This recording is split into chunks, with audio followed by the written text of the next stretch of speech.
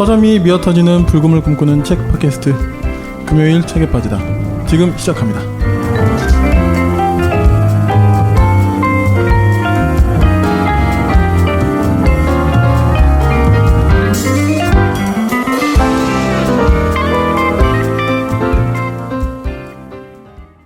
안녕하십니까? 안녕하세요. 안녕하세요. 소개해 주시죠. 네, 제너럴리스트를 꿈꾸는 책 만드는 윤희입니다. 네, 대학에서 신학을 공부하다가 어쩌다 보니 출판사에서 마케팅 일을 하고 있는 용도사입니다. 이것저것 잡일을 따라 여기까지 온 제작과 편집을 맡고 있는 붉은 PD입니다. 반갑습니다. 네. 반갑습니다. 네, 오늘 붉은 PD님이 준비하신 책은? 예, 오늘 제가 고른 책인데요. 지금 여름이잖아요. 여름에 또 공포 영화 이런 거 되게 좋아하시죠? 아닌가요? 안 보세요 혹시 공포 영화 같은 거? 저는 사실 잘 안 보긴 하는데. 전 무서워서 잘 못 봐요. 저는 막 그렇게 무서워하진 않는데 디 아더스 빼고는 본 적이 없는 것 같아요. 전 옛날에 일본판 링 한번 보고 링. 한 3달 정도 엘리베이터나 이렇게 TV 못 봐가지고요. 네, 죽을 뻔했습니다. 갑자기 M이 생각나네. 그 얘기를 들으니까. M? 내 몸속에 안 보고 시문화. 저는 알포인트 군대 아세요? 네, 알죠. 가무성 나왔던. 네네 알죠. 그거 진짜 엄청 무섭거든요. 알포인트. 보질 않아서 그런데 땅 파는 거 아니에요?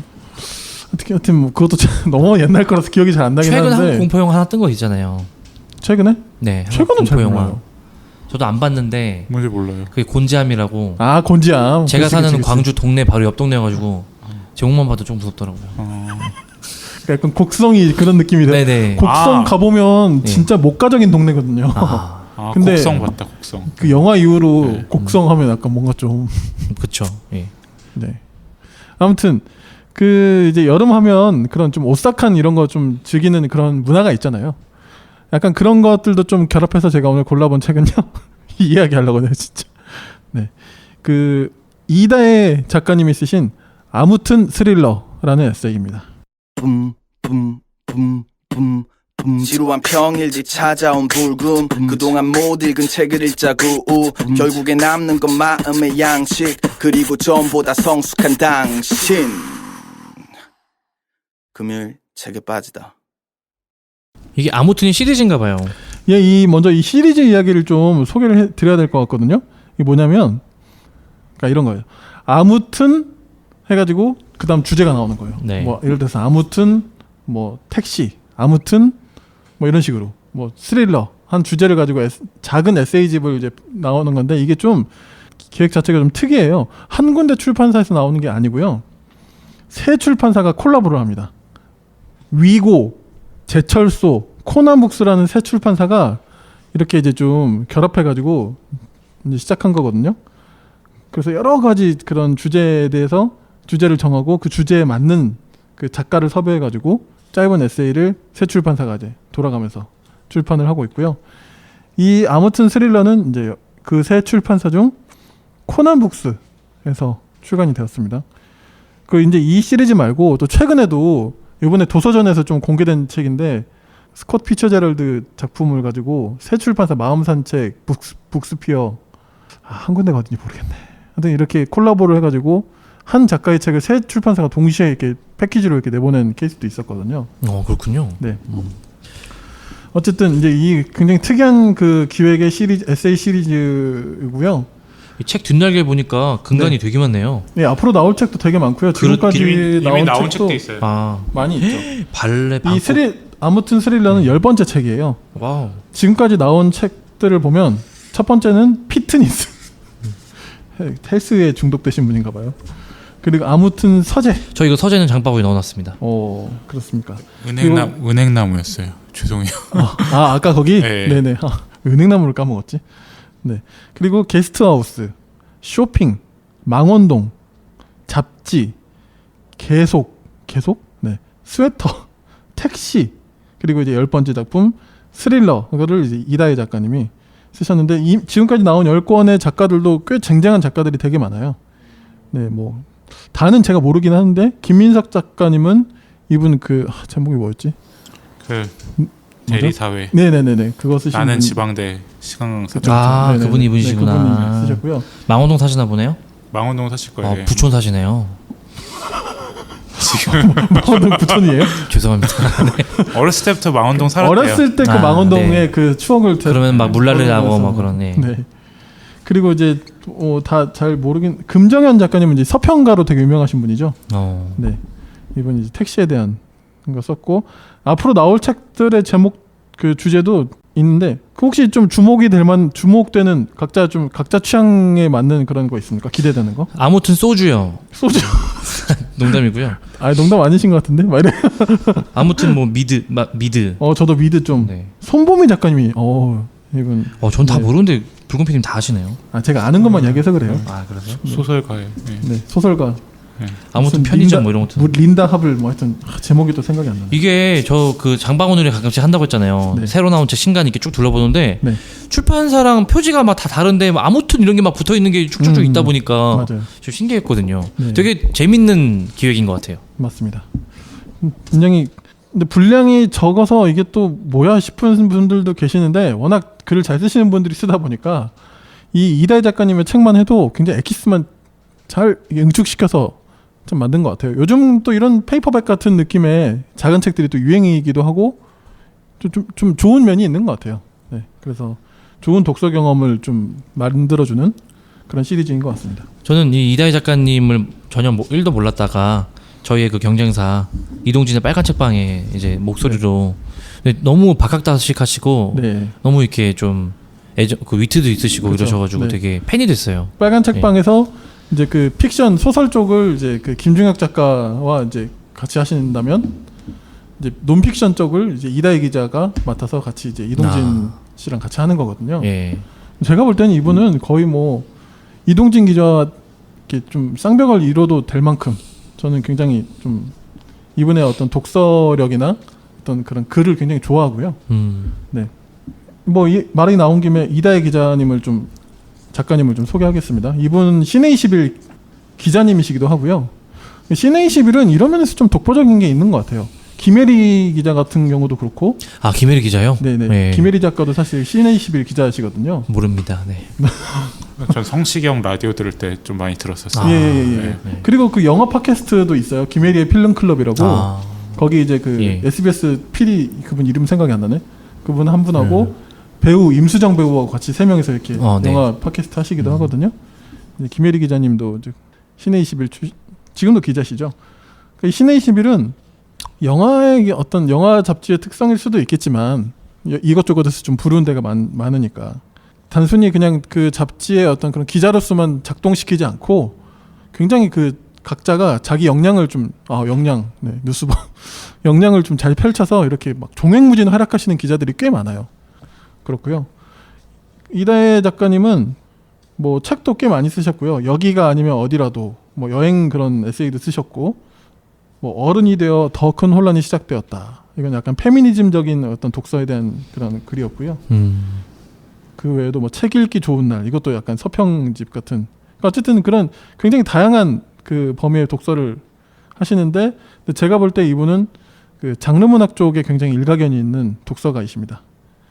그래서 이제 이번 책도 이제 그 스릴러에 대한 책을 쓴 거죠. 그래서 이제 이 책은 스릴러 장르 문학 사실 스릴러라고 하면 뭐 같으세요? 스릴러 하면 딱 떠오르는 게 어떤 게 뭐세요? 네, 죄송하지만 저는 마이클 잭슨이 떠오릅니다. 스릴러 네. 띠리 그거 네. 저도 뮤직비디오밖에 기억이 안 나요. 근데 그 뮤직비디오 사실 되게 명작이긴 하잖아요, 그렇죠? 옛날 저희 어릴 때 그거 약간 옛날에 그 문화 사역하던 이런 그 무리들이 그 막 무덤에서 나와가지고 막 이런 거 하잖아요. 네. 그러니까 이거 막 보면 안 된다고. 그랬었구나. 그러기도 네. 했었는데. 하여튼 참 마이클 잭슨 누추한 기독교. 네. 뮤직비디오 좋아했던 것 같아요. 진짜 그 명작이잖아요, 사실. 예. 네. 저는 스릴러 하면 영화 몇 편 떠올라요. 뭐 세븐. 근데 영화가 좀 많이 떠올리시죠, 네. 그렇죠? 네. 왜냐면 저는 기본적으로 소설이나 이런 어떤 장르는 많이 접하지 않았기 때문에 네. 스릴러 하면 그냥 딱 영화 장르로 딱 그냥 이게 떠오르긴 해요. 윤희님은 혹시 뭐 영화든 책이든 혹시 좀 딱 떠올려지는 거 있으세요? 스릴러가 사실 스릴러에 대한 어떤 개념이 잘 안 잡혀 있고요. 그렇죠. 약간 뭔가 이렇게 뭐 칼로 조여오는 약간 뭐 목을 조여오는 뭐 약간 그런 쪼이는 뭐 그런 느낌인가? 사이코 그 윙윙 하는 아우, 건가요? 네. 근데 이제 이 책을 읽다 보니까 시드니 셸던 얘기가 나와서 네. 그거는 이제 좀 약간은 이제 이제 주워다가 읽은 적이 몇 번 있어요. 좀 그러니까 약간 사실- 네. 그러니까 그 달을 읽지 않고 내용은 모르겠고 그냥 특정 이제 약간 야한 부분만 골라서 읽었던 기억이 있어요. 아, 시드니 셀던 책이 야합니까? 나 모르겠어요. 보진 않아가지고. 예, 그러니까 약간 그런 거는 약간 그 야한 부분들이 있어요. 네. 그리고 그 데미 무어가 나왔던 영화인데 네. 그게 이제 이렇게 눈빛이 초롱하신 경우가 없었는데 유니님이 역시 진정한 그 간유님. 마이클 더글라스의 폭로라는 폭로. 네. 예, 그게 이제 소설인데 원래 그 시드니 셀던. 그거는 아니고? 그 마이클 더글라스라는 네. 이제 작가의 책인데 그게 네네. 아마 영화돼서 이제 데미 무어가 이제 주연으로 한 영화인데 그게 이제 중학교 때인가 초등학교 때인지 중학교 때인지 모르겠는데 누가 이제 야하다는 얘기를 듣고 그 책을 읽고 있던 누군가를 발견하고선 제가 이 책이 뭐냐 물어보고 제가 찾아봤던 기억이 나요. 그게 스릴러인가라는 생각이 들고 또 약간 뭐라 그래나 제너럴 하스필드도 스릴러는 아니죠. 어떤 거요? 그 AFK는 했던 거 제너럴 하스피틀. 나 뭔지 모르겠네. 그거 네. 아닌가? 제너럴 하스필트를요? 하스피틀. 예. AFKN에서 맨날 저는 방과 후에 집에 돌아오면 항상 AFKN을 봤거든요. 그래요? 예. 약간 그래서 그 기억이 나서 그건 스릴러는 아닌 것 같고 어쨌든 시드니 셀던에 대한 기억은 약간 그러면서 이제 죽이고 살인이 벌어지고 약간 그런 기억들이 있어요. 책에 나오는 내용 중에. 네네. 예. 저는 딱 스릴러 하면 가장 먼저 떠오르는 건 양들의 침묵. 양들의 침묵. 네, 그렇죠. 이건 책이기도 하고. 영화. 네. 예. 영화가 또 죽이죠, 사실. 영화가 엄청 유명. 어렸을 때 그거 보는데 안소니 홉킨스가 너무 무서워가지고 진짜 막 덜덜덜 떨면서 봤던 저 안 기억이 있어요. 봤거든요. 스포일 하지 말아주세요. 이야기하고 싶다. 근데 그건 뭐 스포일러 문제는 아니고. 네, 아무튼. 그러니까 이게 스릴러 했을 때 아까 이제 이야기해주신 것처럼 뭔가 딱 손에 안 잡히는 거예요. 그럼 이것도 스릴러? 저것도 스릴러인가? 스릴러의 범위는 어디야? 이런 생각이 좀 드는데 사실 이다희 작가님도 그걸 딱 규정하지는 않아요. 그래서 저는 스릴러 이꼬르 그냥 장르 문학이라고 그냥 이해하려고 해요. 그냥 거기 사실 추리 소설도 들어가고요. 어떻게 보면 왜냐하면 추리 소설도 범죄가 일어나잖아요. 또 거의 대부분의 범죄물은 스릴러로 봐도 될 것 같아요. 그러면 셜록 홈즈도 스릴러인가요? 그렇게 들어갈 수 있겠죠. 왜냐하면 살인 사건이 일어나니까. 그러면 읽어본 것 같아요. 그렇죠. 네. 그러니까 우리가 생각하면 우리는 특히 이제 영화로 많이 접하지만 은근히 또 책을 통해서도 스릴러를 직간접적으로 경험을 하는 거죠. 제가 그 범죄물을 좋아하다가 그 최근에 읽게 된 책 중에 그 조선시대 살인 사건에 관련된 책들을 조선시대요? 예, 조선시대 예, 그런 것들 읽은 적 있는데 그런 김탁환? 김탁환님의 책은 아니었는데 네네. 김탁환님은 거짓말이단만 읽고 다른 책은 안 읽어봤는데 약간 그런 식으로 해서 이제 사료들을 다루는데 이제 정조 대왕님이 은근히 과학 수사를 많이 했더라고요. 그러니까 조선시대에 일어나는 살인 사건에 대해서 이제 무언록이라고 이제 수사를 하는 책이 있는데 뭐 예를 들어서 이제 자살인지 타살인지를 어떻게 이제 감별하는지 그러니까 어떻게 보면 법의학 서적이죠. 그런 것들에 대해서 그 수사를 하는 책을 읽었던 적이 있는데 그런 것들도 굉장히 이제 어떻게 보면 조선시대 스릴러 약간 조선시대판 존 그리샴 그런 거 느낌이죠. 그러니까 의학을 통해서 이제 닭 그러니까 그 몸에 나온 어떤 쌀을 먹인 다음에 뱉어내는 그 쌀을 통해서 닭에게 먹인 다음에 그게 거기에 독이 들어있는지 안 들어있는지 판단하고 뭐 그런 것들을 읽었던 적이 있어요.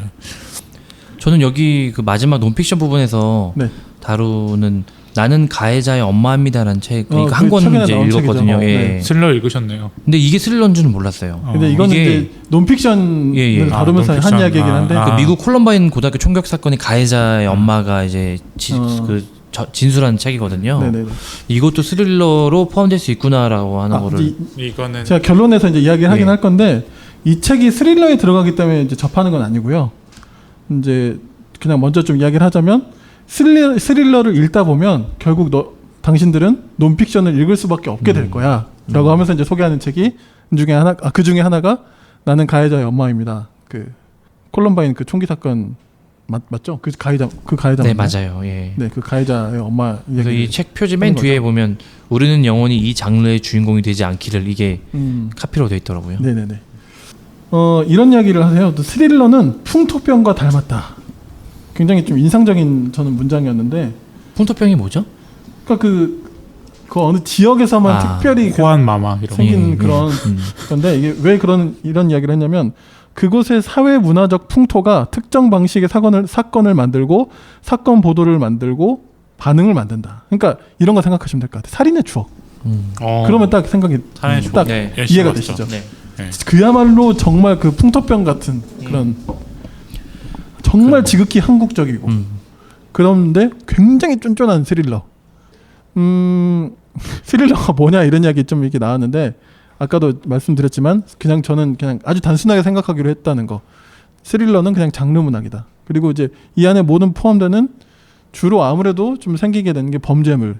그럼 거기에 이제 수사에 좀 초점을 맞춘 것도 있고, 아니면 그 잔혹성에 좀 초점을 맞추는 것도 있고, 영어로 따지는 게 가장 간단할 것 같은데, 뭐 악마를 보았다 같은 게 좀 그 잔혹성의 네. 어떤 끝판왕을 달려준 추격자 같은 거, 예, 딱 그런 거 생각나시죠?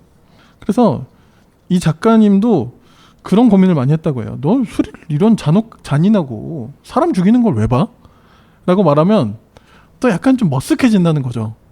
그렇잖아요. 그럴 수 있잖아요, 사실. 다른 보통 독서가들이 추천한 책은, 우리가 독서가 하면 사람들이 막 그런 인문학 책 소개하고 막 이런 게 아무래도 좀 딱 떠올려지는데, 이분은 이제 너는 왜 살인 사건이 그런 피가 낭자하고 사람 죽이는 그 소설을 왜 보니? 진짜도 아닌데. 이런 거 이제 뭐 물어본 사람들이 많이 있었다고 하죠. 그리고 이제 저는 인상적이었던 부분 중에 하나는 반전 강박증과 스포일러 포비아에 대한 이야기, 그러니까 반전에 대한 이야기를 하는 게 있거든요.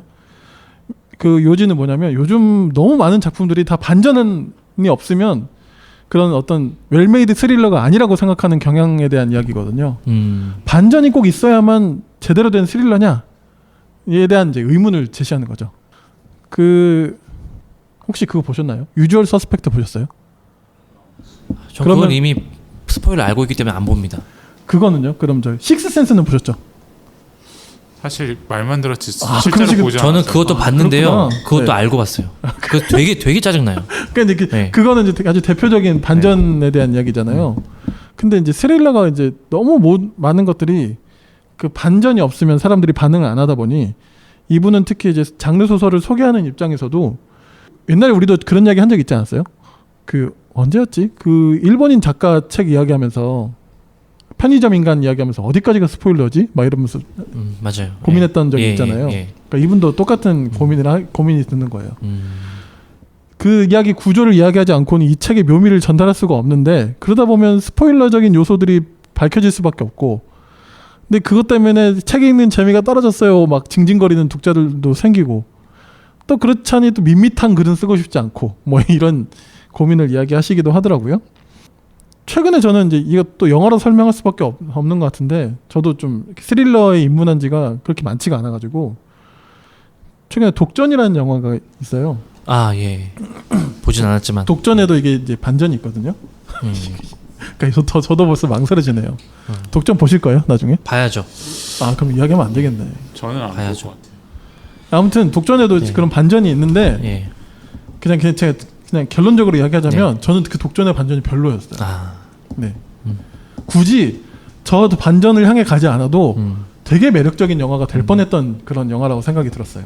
그러니까 이런 네. 지금 제가 독전을 보면서 느꼈던 감정이 그 이다혜 작가님이 이야기하고자 했던 그런 반전 강박증이 좀 잘 설명되지 않을까 싶은 생각이 드네요. 근데 사실 그럼에도 불구하고 반전이 굉장히 중요한 영화 혹은 책들이 그걸 미리 알게 되면 굉장히 좀 진이 빠진 일이긴 하죠. 저는 이 책을 읽으면서 네. 개구리 소년에 관한 얘기에 약간, 그 얘기 나오죠. 네. 예, 약간 전율과 반전을 약간 소름을 약간 느꼈어요. 네. 어떤 그냥 그냥 여기 121페이지 쪽 보니까, 그러니까 책 제목 때문에, 그러니까 개구리 실종에 대해서 엄청 그 당시 얘기를 많이 하고 많이 네. 들었던 것 같은데, 네.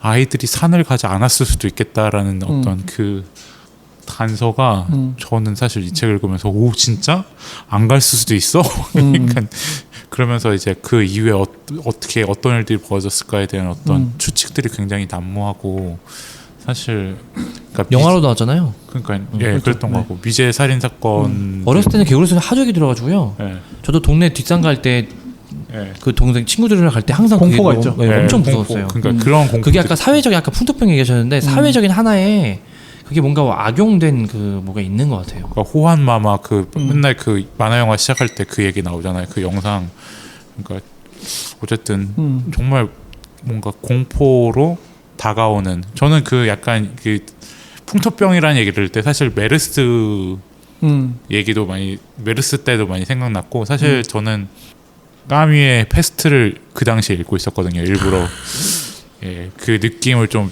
알고 싶어서 전염병에 대처하는 어떤 그 흑사병이 다가오고 있는 어떤 그 도시의 어떤 그 알베르토 까미요? 알베르 까미 예. 틀렸네. 아는 척 하려다가 알베르토는 그 우리나라 이탈리아 방송인 아닙니까? 아무튼 그러네. 네. 예, 알베르 까미. 예. 하여튼 그러니까 그 전염병이 다가오고 있고 한 명씩 누군가 죽어가는데 과연 그 범인은 누구일까?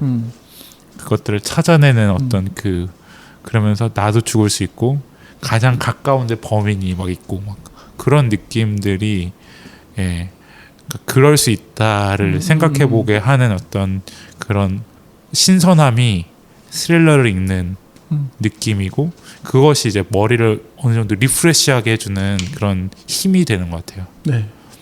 그리고 이제 뭐 또 기억나는 것 중에 저는 하나는 코지미 스토리를 다루는 대목이 있어요. 그게 뭔가요? 옛날에 저희가 다뤘던 책 중에 제가 고른 책이었는데 그 박연선 청춘시대 작가가 썼던 어디선가 시체가?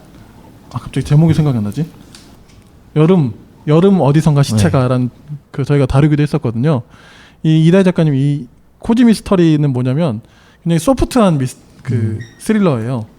막 피가 너무 막 낭자 그런 게 아니고 주인공도 그래서 그 동네의 어느 한 그 여고생 이제 그 책이 특히 그렇죠. 그 에가사 크리스티 중에 미스 마플이라는 시리즈가 있어요. 할머니가 주인공이거든요. 할머니가 이렇게 막 다니면서 그런 이렇게 추리로 그 사건들을 해결해 나가는 뭐 그런 그러니까 쉽게 말하면 소프트 스릴러. 그래서 그러면서 그 저희가 다뤘던 여름 어디선가 시체가를 굉장히 극찬합니다. 네 그런 부분도 이제 저는 좀 약간 그 책을 굉장히 좋아하는 사람으로서 되게 반가웠고 그러면 제가 했던 이야기 있잖아요. 왜 범죄물을 읽냐? 거기에 대해서 이제 이분이 이런 이야기를 하시네요. 116페이지인데요. 그래서 범죄물을 읽는다. 이해할 수 없는 악의 정체가 궁금해서 불가능해 보이는 범죄가 이루어지고 또 그것을 해결하는 천재적인 두뇌 플레이를 보고 싶어서 그 안에서는 언제나 해결책을 찾을 수 있는 서사 안에서 안전한 쾌락을 느끼고 싶어서 라는 이야기를 해요. 그러니까 인정을 할 수밖에 없는 거죠. 왜냐하면 이거는 오락이다. 굉장히 안전한 쾌락이다. 그렇죠. 범죄물을 읽는다고 해서 내가 죽지는 않잖아요. 그것을 인정을 하는데 저는 그 뒤가 중요하다고 봐요. 아까 그래서 그 책 뭐였죠? 나는 가해자의 엄마입니다를 왜 소개했는지가 이제 여기서 이제 나오는 건데 그 뒤에 뭐라고 이야기하냐면요. 하지만 내가 파는 장르가 무엇을 소비하는지 알고는 있어야 한다. 왜냐하면 우리가 안전한 바운더리에서 그 스릴러 범죄 소설을 읽지만 그러나 결국에는 그런 게 궁금해질 수 있잖아요. 와 실제 사건도 이럴까? 이런 궁금증이 생길 수 있겠죠. 단순한 호기심이 있든 무엇이든 간에 어쨌든 스릴러 마니아가 되면 당연히 논픽션에 그렇게 해서 눈을 돌릴 수밖에 없다는 거예요. 그런데 논픽션에 발을 디디는 순간 이거는 쾌락이 아니라 현실이라는 거죠. 굉장히 잔혹한 사건이고 피해자가 존재하고 그래서 여기 이분이 뭐라고 이야기하냐면 사건 뒤에 사람이 있다 라는 이야기를 하는 거예요. 그러다 보니 그 컬럼바인 총기 사건에 대한 책, 영화 이런 것도 굉장히 많잖아요. 다큐멘터리도 있고 그런 것도 이제 다각적으로 보게 되면 굉장히 여러 가지 스토리, 서사, 사람들, 사건을 접하게 되는 거죠. 그러면 내가 그냥 단순히 스릴러 매니아에서 좀 안전한 사회를 갈망하게 된 사람으로 그렇게 발전하지 않을 수 없다는 거죠. 스릴러를 진짜 사랑하는 사람이라면. 근데 저는 이 대목이 굉장히 좋았던 것 같아요. 듣고만 있어도 좋네요. 네네네. 그래서 맨 마지막에 이제 이렇게 맞춰요. 제가 그냥 읽어드릴게요. 현실이 잔인하다고 잔인한 설정을 한껏 이용하는 창작물을 즐기지 말아야 할 이유는 없다. 현실의 문제를 픽션의 연장으로밖에 받아들이지 못한다면 그것은 문제가 된다. 픽션과 픽션 같은은 전혀 다른 말이다. 픽션을 픽션으로 즐기려면 현실의 문제를 현실에서 해결하려는 책임감이 필요하다. 나는 여전히 스릴러를 좋아한다. 그 사실은 종종 나를 괴롭게 한다.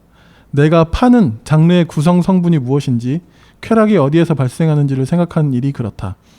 스릴러가 현실의 피난처로 근사하게 기능해온 시간에 빚진 만큼 현실이 스릴러 뒤로 숨지 않게 하리라. 전 이 마지막 문장이 너무 좋더라고요.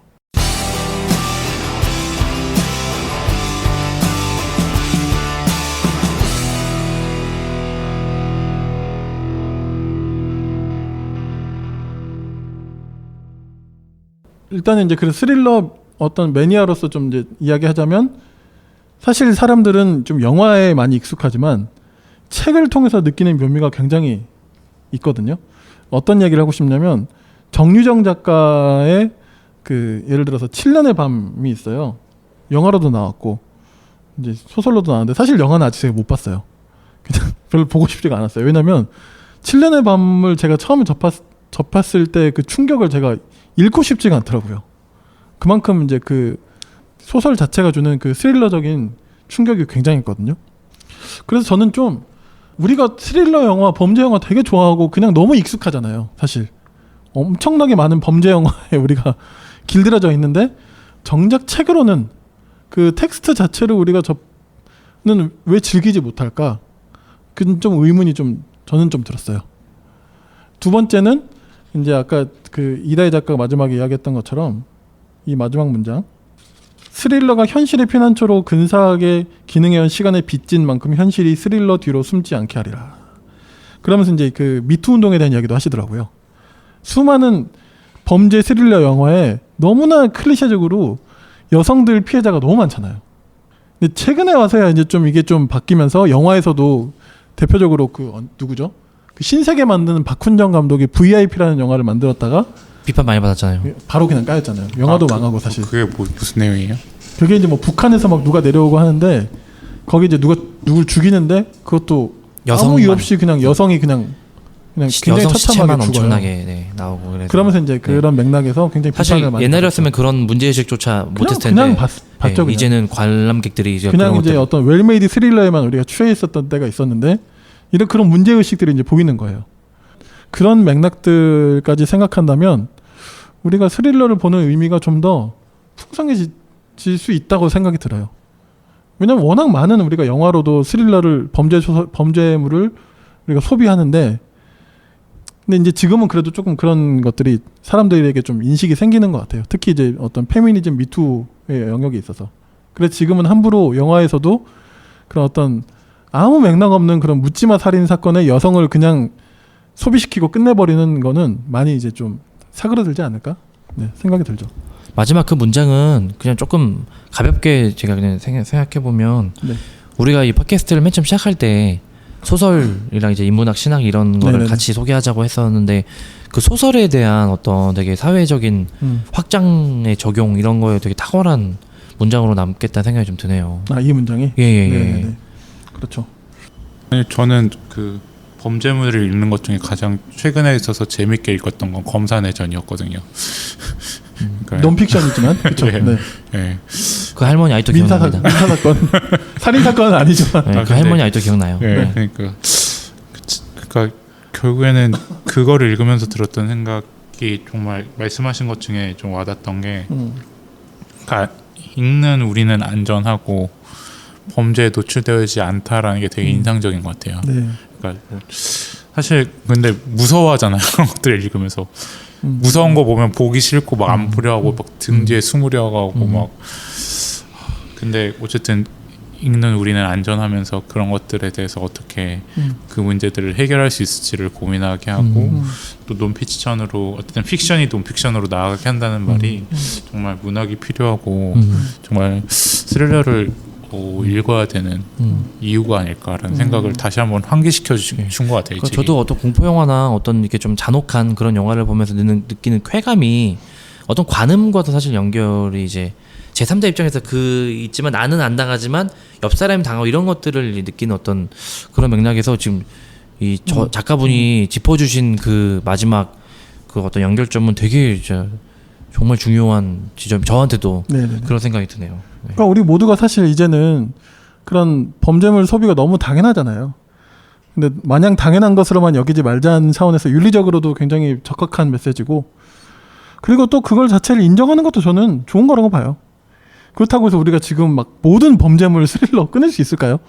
그 TV 영화 다 그냥 뭐 빼고 치우고 지리산 가서 살아야죠.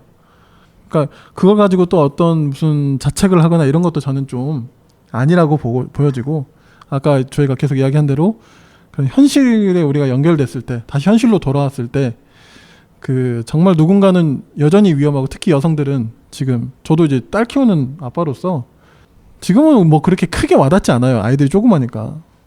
근데 저희도 사실 지금 늦게까지 녹음하지만 집에 돌아갈 걱정을 하지 않잖아요. 당연히 집에 도착하잖아요, 저희는. 근데 이제 여성들은 사실 그렇지 않다는 거. 이런 것들만 해도 사실 갭이 너무 크죠. 네. 또 여성으로서 그렇기 때문에 이 스릴러를 또 굉장히 사랑하는 이 작가님의 입장에서는 그런 가책의 시간들을 거치면서 좀 왔던 그런 굉장히 좀 잘 정련된 그런 이야기였던 것 같아요. 근데 이 책은 또 재밌게도 되게 많은 책을 소개하거나 그런 책은 아니에요. 그냥 스릴러에 대해서 아주 응축된 이야기를 던지면서 자기의 몇 가지 그런 생각들 그냥 담백하게 나누지만 굉장히 잘 압축되어 있는 그런 내용이고, 뭐 그렇기 때문에 또 어떤 면이 있냐면, 많은 책을 소개는 하지 않으나 여기 나온 책들은 제가 볼 땐 거의 실패가 없는 책 아닌가, 그런 생각이 좀 들었습니다. 그래서 이번 여름도 엄청, 지금도 벌써 더운데 저희가 지금 이 녹음 시간으로 7월, 오늘이 6월 말인데 굉장히 더운 여름 또 우리가 어떻게 날까 막 너무 고민하지 마시고, 익숙하지 않아도 한 권쯤 한번 이렇게 좀 굉장히 괜찮은 책들을 골라가지고 이런 스릴러 독서에 한번 빠져보시는 것도 어떨까 좀 생각이 들었습니다. 그 이제 이 끓는 점에 대한 이야기를 하거든요. 왜냐하면 스릴러 같은 책은 어느 순간에 도달하기 전까지 되게 지루해요, 이 독서가. 그래서 사람들이 많이 포기하는데, 그 끓는 점에 슬슬 그 시작된 때는 그 점에 도달하면 이제 그냥 막 순삭이거든요. 페이지 터너가 되죠. 그래서 너무 어렵게 생각하지 마시고 한번 좀 도전해보면 어떨까. 네, 그런 생각으로 이 책을 한번 소개했습니다. 정유정 작가의 책 지금 장바구니에 넣었습니다. 그렇습니다. 7년의 밤 읽어야겠네요. 네, 오늘 저희 금요일 책에 빠지다는 이다혜 작가님의 아무튼 스릴러 함께 이야기 나눠봤습니다. 네, 오늘 수고 많으셨습니다. 수고하셨습니다. 수고하셨습니다. 감사합니다.